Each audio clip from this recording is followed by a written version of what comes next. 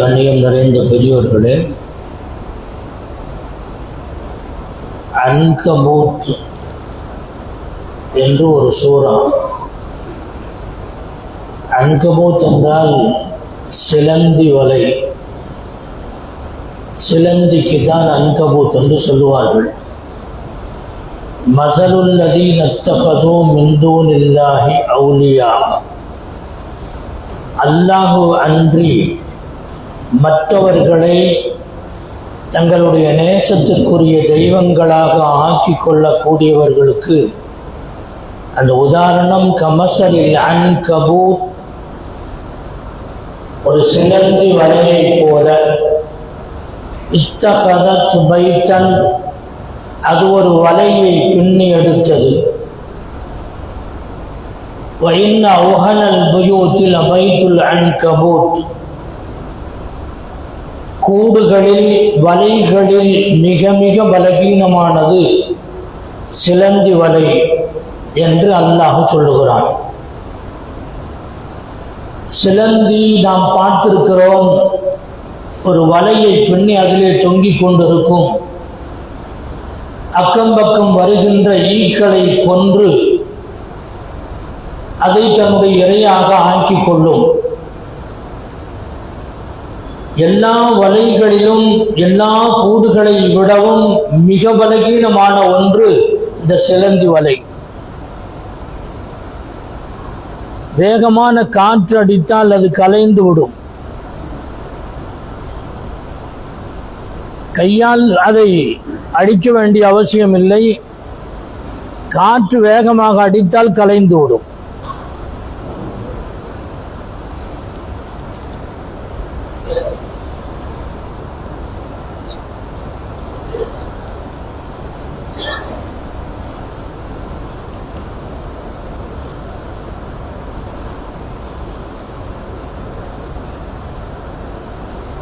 நீங்கள் வணங்குகின்ற உங்களுடைய தெய்வங்களுடைய சக்தி இவ்வளவுதான், ஒரு காத்துக்கு கூட தாங்காது என்று அல்லாஹ் இங்கே சொல்லுகிறான். கண்ணியத்திற்குரியவர்களே, இந்த ஆயத்து இறங்கிய போது எதிரிகளான குஃபாரிகள், என்ன அல்லாஹ்வுக்கு வெட்கமே இல்லையா, அற்ப சொற்ப பொருள்களை எல்லாம் உதாரணமாக காட்டுறானே என்று கிண்டல் அடித்தார்கள். அல்லாஹு அலா வ அஜல்லு மின் அன் யஜ்அல ذுபாப வல் அன்கபூத், ஈக்கள், சிலந்தி, கொசு, இந்த அற்ப பொருள்களை எல்லாம் உதாரணமாக காட்டுறானே அல்லாஹ் மகத்தானவனே, அவன் இவ்வளோ அற்பமான பொருளை எல்லாம் உதாரணமாக காட்டுவதா, அல்லாஹ்வுக்கு வெட்கம் இல்லையான்னு கேட்டான். அப்போ அல்லாஹ் ஆயத்தை இறக்கி வச்சான், இன்னல்லாஹ் லா யஸ்தஹி அன் யضرب மஸலன், எந்த உதாரணத்தையும் சொல்லி விளக்குவதில் அல்லாஹ் வெட்கப்பட மாட்டான். வெட்கப்பட மாட்டான் என்றால் அதை விடமாட்டான். ஒரு விஷயத்தை, ஒரு கருத்தை, கண்ணால் காண முடியாத, புலன்களுக்கு எட்டாத ஒரு பொருளை உதாரணம் காட்டி அதை விளக்குவதற்கு உதாரணங்கள் சொல்லுகின்ற பழக்கம் உண்டு. அந்த அடிப்படையில் அல்லாஹு ஜல்ல ஷானு வ தஆலா ஒரு இடத்திலே லை யஹ்லுகு ذுபாபன் வல யஜ்தமஉ லஹு, நீங்கள் வணங்குகின்ற தெய்வங்கள், விக்கிரகங்கள், அவர்கள் அவங்க மேல ஒரு ஈ உட்கார்ந்தா கூட அந்த ஈயை தட்டி விடுவதற்கு அதற்கு சக்தி இல்லை. எல்லாம் ஒன்னா சேர்ந்து எல்லாருடைய சக்திகளையும் ஒன்று திரட்டி அந்த ஈயை தட்டிவிட முடியுமா? நிச்சயமாக முடியாது என்று ஒரு இடத்துல ஈயை உதாரணம் காட்டுகிறார்.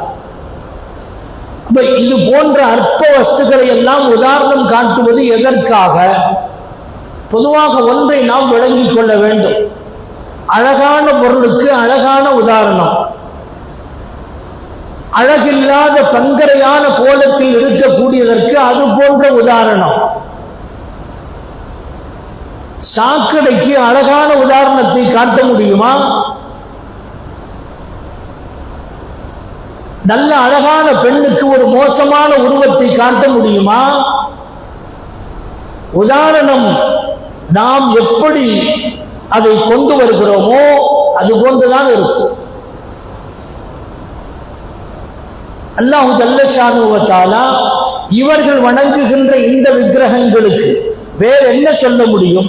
அழகான உதாரணத்தை காட்ட முடியும்.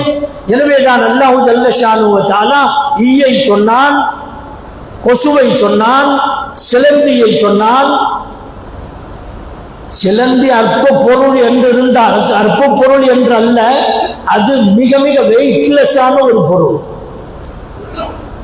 ரொம்ப வெயிட்லெஸ்ஸான பொருள். உப்புன்னு ஓதுனா அந்த பக்கம் ஓடி. அப்ப இவ்வளவுதான் உங்களுடைய கடவுள்களுடைய நிலைமைகள். இதைத்தான் உதாரணம் காட்டி ஆகணும். ஆனா இது மோசமானது என்று அர்த்தம் அல்ல. இந்த சிலந்தி வலையை பற்றி நாம் கேள்விப்பட்டிருக்கிறோம். பெருமானார் ஸல்லல்லாஹு அலைஹி வஸல்லம் அவர்கள் சௌர் குகையிலே நுழைந்த நேரத்திலே அந்த இதுதான் சிலந்தி தான் வலை பின்னியது, புறா கூடு கட்டியது. அதை பார்த்துத்தான் எதிரிகள் இவ்வளவு இந்த கூடு கட்டுற அளவுக்கு இருக்குதுன்னு சொன்னா இதுக்குள்ள யாரும் போறதுக்கு வாய்ப்பு இல்லை என்று சொல்லி அவர்கள் திரும்பி விட்டார்கள் என்று வரலாற்றிலே பார்க்கின்றோம். எனவேதான் ரசூலுல்லாஹ்வுக்கு பாதுகாப்பு கொடுத்த அந்த ஜீவனை யாரும் கொன்றுவிடக் கூடாது என்று கூட சில பேர் சொல்லுகின்றார்கள். இருந்தாலும் கூட வீடுகளை சுத்தமாக வைப்பது, இது போன்ற அசுத்தங்கள் நிறையும் போது, கூடுகள் நிறையும் போது அந்த வீடு அசுத்தமாக ஆகும் என்பதனால் அதை அகற்றுவதில் தவறில்லை என்று பலரும் சொல்லுகின்றார்கள். கையில் இருக்கட்டும். கண்ணியத்திற்குரியவர்களே, அல்லாஹ் ஜல்ல ஷானுஹு வ தஆலா நிறைய உதாரணங்களை குர்ஆனிலே சொல்லி இருக்கிறார். குர்ஆன்ல அகீதா என்று கொள்கைகள், சித்தாந்தங்கள் அல்லாஹ் சொல்லி இருக்கிறார். ஹலால் ஹராம் சம்பந்தப்பட்ட சட்டங்களை அல்லாஹ் சொல்லி வைத்திருக்கிறார். உதாரணங்களை நிறைய சொல்லி இருக்கிறான். சம்பவங்களை அல்லாஹ் சொல்லி வைத்திருக்கின்றான். இந்த உதாரணங்கள் எதற்காக சொல்லப்படுகிறது? அதிலிருந்து ஒரு படிப்பினை, அதிலிருந்து ஒரு சட்டம். வெளிப்படையாக இல்லையானாலும் அந்தரங்கத்திலே அப்படி ஒரு சட்டம் அதனுள் அமைந்திருக்கும். ஈமான் சம்பந்தப்பட்ட விஷயத்திலே கஷஜரத்தின் தய்யிபத்தி, கலிமத்துன் தய்யிபா கஷஜரத்தின் தய்யிபா, லா இலாஹ இல்லல்லாஹ் முஹம்மதுர் ரசூலுல்லாஹ் என்ற கலிமா தய்யிபாவுக்கு கஷஜரத்தின் தய்யிபா அழகான ஒரு நல்ல மரம் என்று சொல்லுகிறான். அஸ்லுஹா சாபித்தும் வ ஃபர்உஹா ஃபிஸ் ஸமா. அதை உதாரணங்களை விளக்குவது ரொம்ப பெரிய அளவில் போயிடும். சொல்ல வருகிற கருத்து, அல்லாஹ் ஜல்ல ஷானுஹு வ தஆலா ஈத்த மரத்திற்கு லா இலாஹ இல்லல்லாஹ் முஹம்மது ரசூலுல்லாஹ் என்ற கலிமாவை ஒப்பிடுகிறார். அது சாதாரணப்பட்டதல்ல. அதனுடைய ஆணி வேர் இருக்கிறது, அதனுடைய அடி வேர் நல்ல உறுதியாக பிடித்திருக்கிறது. அதனுடைய கிளைகள் வானலாக உயர்ந்து கொண்டே போகின்றது. கிளைகள் என்பது அமல்கள். ஆழத்திலே பதிந்திருக்கின்ற அந்த வேர் இருக்கிறது, அது ஈமான். அந்த ஈமான் எந்த அளவுக்கு உறுதியாக இருக்குமோ அந்த அளவுக்கு அமல்கள் அதிகமாகிக் கொண்டே போகும். இந்த கருத்தெல்லாம் அதில் வைக்கப்பட்டிருக்கிறது. அது 2 முறை. மற்ற மரங்கள் எல்லாம் ஒரு முறை மகசூலை கொடுத்தால் இது 2 முறை கொடுக்கும். தூத்தி உக்குலஹ குல்ல ஹீன். குர்ஆனுடைய வாசகம் எல்லா காலத்திலேயுமே அது கொடுத்து கொண்டே இருக்கும். அல்லாஹ் இப்படி உதாரணத்தை சொல்லி விளக்குகின்றான். இந்த உலகம் இந்த உலக வாழ்க்கைக்கு உதாரணம். மழை பெய்ந்தது, செழிப்பாக ஆனது, செடி கொடிகள் வளர்ந்தன.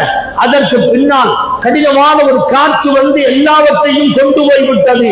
இந்த இடத்துல ஏதாவது இருந்துச்சா, செடி கொடிகள் இருந்துச்சா என்று சந்தேகப்படுகின்ற அளவுக்கு எல்லாத்தையும் காற்று அடிச்சுட்டு போயிடும் அப்படின்னு ஒரு உதாரணம் சொல்றான். இந்த மாதிரி நிறைய உதாரணங்களை அல்லாஹ் கொண்டு வந்திருக்கின்றான். லரபல்லாஹு மஸலன் கரியத்தன் கானத் ஆமினத்தன் முத்மஇன்னத்தன் யதீஹா ரிஸ்குஹா ரகதன். ஒரு ஊரில் வசிக்கக்கூடியவர்கள், அவர்களுக்கு அல்லாஹ் அந்த கிராமத்தில் வாழக்கூடியவர்களுக்கு நிம்மதியான வாழ்க்கையை கொடுத்தார்.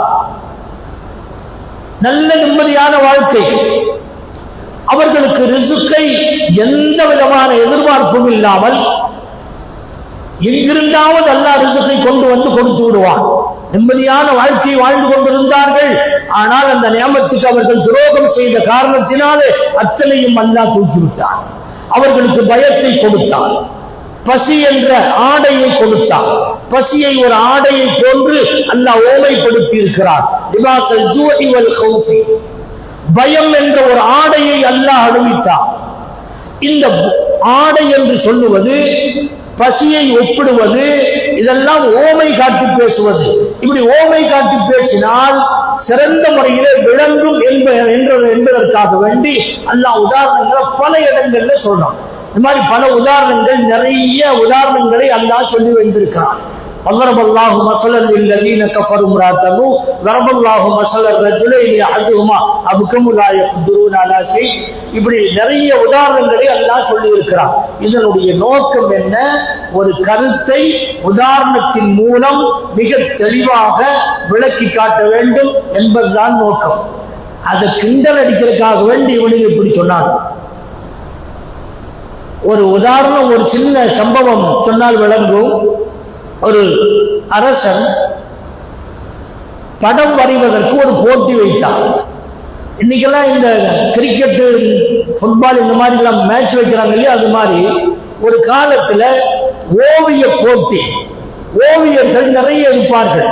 அவர்களுக்கு நல்ல சன்மானங்கள், பரிசுகள் வழங்கப்படும்.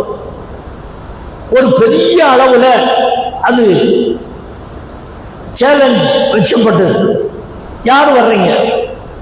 எல்லா ஓவியர்களும் தயாரானார்கள். ஏனென்றால் அரசனுடைய பரிசு நல்ல வெகுமானமானது இருக்கும் என்ற காரணத்தினால் எல்லாரும் அதை ஏற்றுட்டான். பெரும் பெரும் கலைஞர்கள், ஆர்டிஸ்டுகள் வந்தார்கள். அதுல ஒரே ஒரு படம் ரொம்ப துல்லியமா, தத்ரூபமா, நேர்ல பார்க்கிற மாதிரி இருக்குது. என்ன? ஒரு குருவி ஒரு கோதுமை செடியின் மீது உட்கார்ந்து இருக்கு. அதை பார்த்த உடனே அவனுக்கு ஆச்சரியமா இருக்குது. என்ன உள்ள பக்கத்துல இருக்கிற மாதிரி தெரியும். கையால வரைஞ்சிருக்கான், கையால தான் வரைஞ்சிருக்கான். ஆனா தத்ரூபமா நேரடியா பார்க்கிற மாதிரியே இருக்கு.